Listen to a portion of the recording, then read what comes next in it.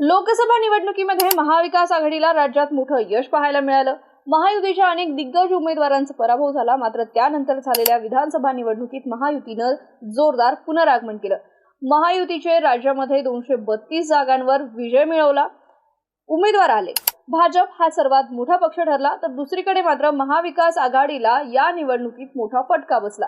तीनही घटक पक्ष मिळून महायुतीत अवघ्या 50 जागांवरच समाधान त्यांना मानावं लागलं। विधानसभा निवडणुकीनंतर महाविकास आघाडी पक्षाला लागलेली गळती डोकेदुखीचा विषय ठरली। महाविकास आघाडीतील अनेक नेत्यांनी आतापर्यंत महायुतीमध्ये प्रवेश केला। याचा सर्वात मोठा फटका हा शिवसेना ठाकरे गटाला बसला।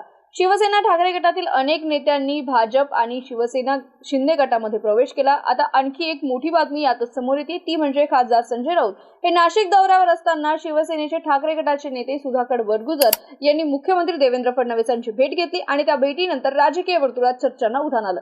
फडणवीसांना निवेदन देण्यासाठी भेटल्याचं सुधाकर यांनी बोललं आहे। मात्र दुसरीकडे ठाकरेंसोबत कोण राहणार कोण जाणार असं सूचक विधान या भेटीवर गिरीश महाजन यांनी केलं आहे।